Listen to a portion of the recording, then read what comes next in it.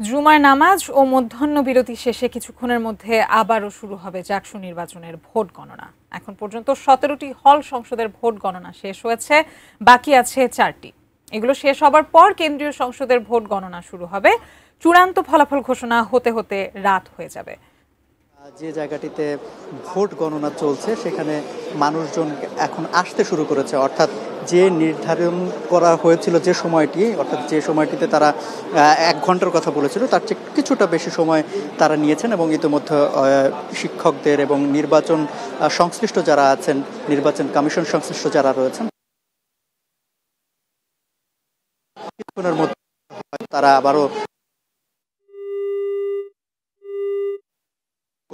দেখতেই পাচ্ছেন গুলো এখন দেখা যাচ্ছে, সেগুলো কিন্তু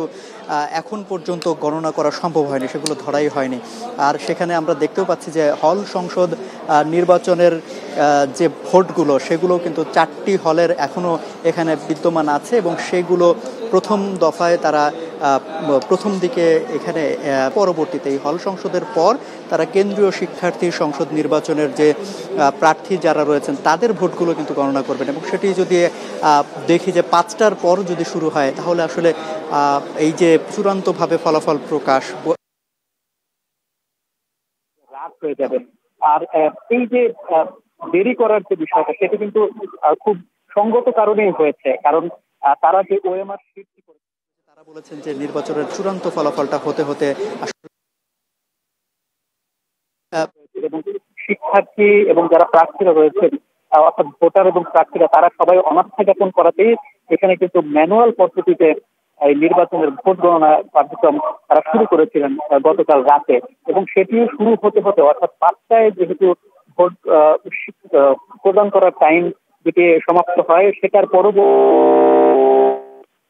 সেটা শেষ হওয়ার পরে রাত 11টা নাগাদ একে ভোট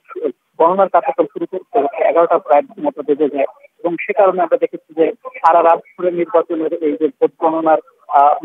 কার্যক্রম চলে এবং সকাল থেকে আমরা দেখেছি যে এখানে কার্যক্রম যথারীতি ছিল এবং এর মধ্যেই এই ভোট গণনা কার্যক্রম চলার কালীন সময়ে সেখানে যে দায়িত্বরত যিনি অফিসার ছিলেন একজন, সেই জান্নাতুল ফেরদৌস,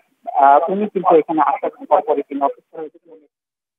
চলাকালীন সময়ে সেখানে যে দায়িত্বরত যিনি অফিসার ছিলেন একজন, সেই জান্নাতুল ফেরদৌস, উনি কিন্তু এখানে আসার পরপরই তিনি অসুস্থ হয়েছেন এবং এখান থেকেই যারা দায়িত্বরত আছেন তারাই কিন্তু তাকে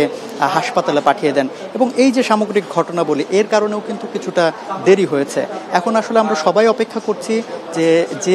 যেহেতু দেরি হয়েই গেছে এবং বাদবাকি কার্যক্রমটাও যাতে নির্বিঘ্নে শেষ করতে পারেন এবং সামগ্রিকভাবে যেটি বলা হচ্ছে যে তাদের চেষ্টা ছিল নির্বাচনকে